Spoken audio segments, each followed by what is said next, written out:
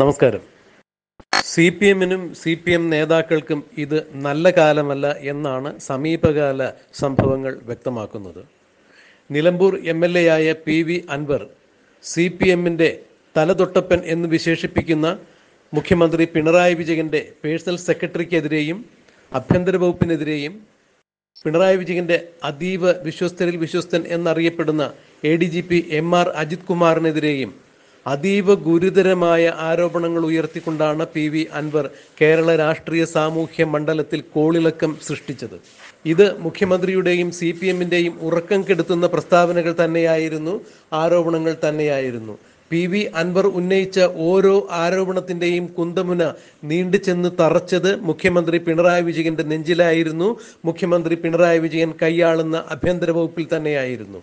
CPM എന്ന party അക്ഷരാർത്ഥത്തിൽ വെട്ടിലാകുന്ന തരത്തിലാണ് PV അൻവർ ഇത്തരത്തിലുള്ള പ്രസ്താവനകൾ നടത്തിയത്. എന്നാൽ ADGP MR അജിത് കുമാറിനെ തലസ്ഥാനത്ത് നിന്നും മാറ്റി നിർത്തി അന്വേഷണം നടത്തണം എന്ന് ഇന്നലെ PV അൻവർ തന്നെ മാധ്യമങ്ങൾക്ക് മുന്നിൽ വന്ന് നിന്നുകൊണ്ട് മുഖ്യമന്ത്രിയോട് ആവശ്യപ്പെട്ടിരിക്കുന്നു.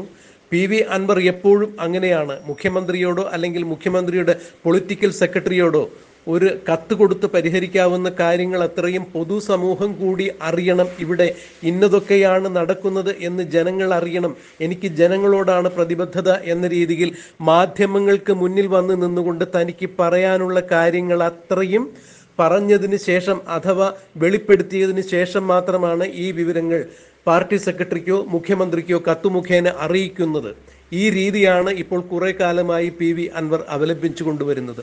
അതായത് CPM-നകത്ത് ഭരണതലത്തിലും കൃത്യമായ രീതിയിൽ ഒരു ശുദ്ധി കലശം കൂടിയേ തീരൂ എന്ന നിലപാടിൽ തന്നെയാണ് PV അൻവർ ഇപ്പോഴും. എന്നാൽ ഇപ്പോൾ മറ്റൊരു വിവാദം കൂടി ഉണ്ടായിരിക്കുന്നു എന്നുള്ളതാണ് ഏറെ ശ്രദ്ധേയമായ കാര്യങ്ങൾ. അതായത് CPM-നെ സംബന്ധിച്ചിടത്തോളം PK ശശി എന്ന നേതാവ് CPM-ന്റെ സ്തംഭങ്ങളിൽ ഒന്ന് തന്നെയായിരുന്നു, ശക്തി സ്തംഭങ്ങളിൽ ഒന്ന് തന്നെയായിരുന്നു. മുൻപ് മന്ത്രിമാരായിരുന്ന AK ബാലനും ശ്രീമതി ടീച്ചറും ഒരു കമ്മീഷൻ രൂപീകരിച്ചുകൊണ്ട് ഒരു ലൈംഗിക പീഡനം അന്വേഷിച്ച കഥകൾ ബഹുമാനപ്പെട്ട പ്രേക്ഷകർ മറന്നിട്ടുണ്ടാകില്ല. ഒരുപക്ഷെ കേരളത്തിന്റെ ഭാഷാ പ്രയോഗത്തിൽ ഒരു ശൈലി തന്നെയാണ് അന്ന് ശ്രീമതി ടീച്ചറുടെയും AK ബാലന്റെയും ഭാഗത്ത് നിന്ന് വീണ് കിട്ടിയത്. സ്ത്രീ പീഡനം അന്വേഷിക്കുവാനായി ഇറങ്ങിത്തിരിച്ച ശ്രീമതി ടീച്ചറും AK ബാലനും ചേർന്ന കമ്മീഷൻ ഒരു കാര്യമാണ് കണ്ടെത്തിയത്. അതായത് ഇടതുപക്ഷത്തിലെ DYFയിലെ പെൺകുട്ടികൾ പീഡിപ്പിക്കപ്പെട്ടിട്ടുണ്ട്, എന്നാൽ അത് തീവ്രത കുറഞ്ഞ പീഡനമായിരുന്നു എന്നാണ് അന്ന് ശ്രീമതി ടീച്ചറും AK ബാലനും പറഞ്ഞത്.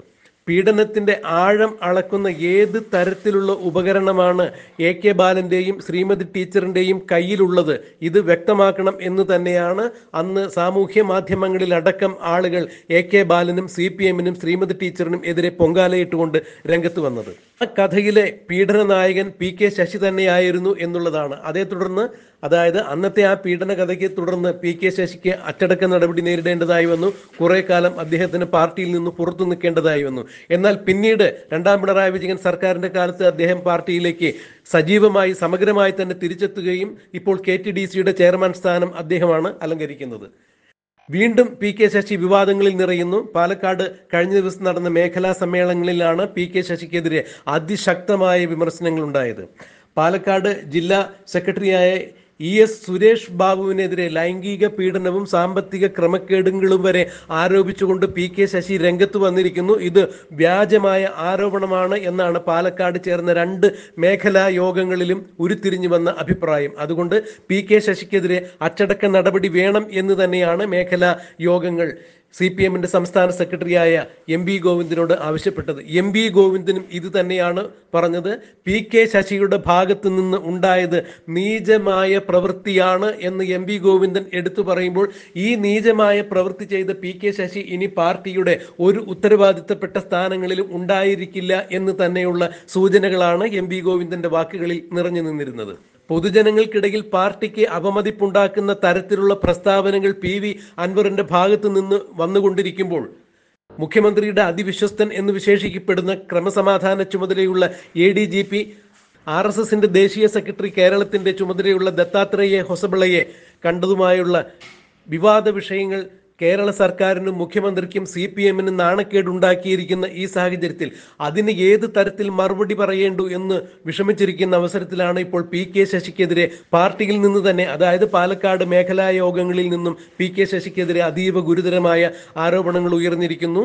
ഈ ആരോപണങ്ങളിൽ കൃത്യമായ രീതിയിൽ തന്നെയാണ് പാർട്ടിയുടെ സ്റ്റേറ്റ് സെക്രട്ടറി, അതായത് MV ഗോവിന്ദൻ മറുപടി പറഞ്ഞിരിക്കുന്നത്. നീചപ്രവൃത്തിയാണ് PK ശശിയിൽ നിന്നുണ്ടായിരിക്കുന്നത്. ഇത്തരത്തിൽ നീചപ്രവൃത്തി ചെയ്യുന്ന ആളുകൾക്ക് പാർട്ടിയിൽ ഇടമുണ്ടാകില്ല എന്നുള്ള സൂചന നൽകിക്കൊണ്ട് തന്നെയാണ് ഇപ്പോൾ MV ഗോവിന്ദൻ മാധ്യമങ്ങൾക്ക് മുന്നിൽ സംസാരിച്ചത്. എന്തായാലും PK ശശി പാർട്ടിയിൽ തരം താഴ്ത്തപ്പെടും എന്നുള്ളതിന് യാതൊരു തരത്തിലുള്ള സംശയങ്ങളുമില്ല. ഇപ്പോൾ തന്നെ അദ്ദേഹത്തെ ബ്രാഞ്ച് കമ്മിറ്റിയിലേക്ക് തരം താഴ്ത്തിക്കൊണ്ടുള്ള നടപടികളിലേക്ക് MV ഗോവിന്ദൻ കടന്നിരിക്കുന്നു.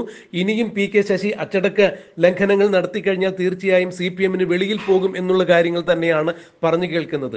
മുഖ്യമന്ത്രിയുടെ പൊളിറ്റിക്കൽ സെക്രട്ടറിയായ P ശശി ക്രമസമാധാന ചുമതലയുള്ള MR അജിത് കുമാറിനെയും പോലീസിനെയും ആഭ്യന്തര വകുപ്പിനെയും തന്റെ കൈവെള്ളയിൽ വെച്ചുകൊണ്ട് ജനങ്ങളെ സർക്കാരിനെതിരെ തിരിക്കുന്ന നടപടിക്രമങ്ങളാണ് ചെയ്തുകൊണ്ടിരിക്കുന്നത് എന്ന് PV അൻവറിന്റെ അതീവ ഗുരുതരമായ ആരോപണങ്ങൾക്കിടയിൽ തന്നെയാണ് ഇപ്പോൾ പാലക്കാട് മേഖലാ സമ്മേളനങ്ങളിൽ നിന്നും KTDC ചെയർമാനായ CPM-ന്റെ സമുന്നത നേതാവായ PK ശശിക്കെതിരെയും ആരോപണങ്ങൾ ഉയർന്നു വന്നുകൊണ്ടിരിക്കുന്നത്. എന്തായാലും CPM-ന് ഇത് നല്ല കാലമല്ല. നേതാക്കൾ ഓരോരുത്തരായി ഓരോരോ ആരോപണങ്ങളിൽ പെട്ട് ഉഴലുന്നു. അവർ പുറത്തേക്ക് പോകും, തെറിക്കും എന്ന് തന്നെയാണ് അറിയാൻ സാധിക്കുന്നത്. എന്തായാലും 2 ദിവസത്തിനുള്ളിൽ PK ശശിക്കെതിരെയുള്ള പാർട്ടിയുടെ നടപടിക്രമങ്ങൾ പുറത്തുവരും എന്നാണ് MV ഗോവിന്ദന്റെ സംസാരത്തിൽ നിന്ന് മനസ്സിലാകുന്നത്. PK ശശി പാർട്ടിക്ക് പുറത്തേക്ക് പോകുമോ അതോ ബ്രാഞ്ച് കമ്മിറ്റിയിൽ തന്നെ തരം താഴ്ത്തി തുടരുമോ എന്നുള്ള കാര്യങ്ങളെല്ലാം കണ്ടറിയാം, കാത്തിരിക്കാം.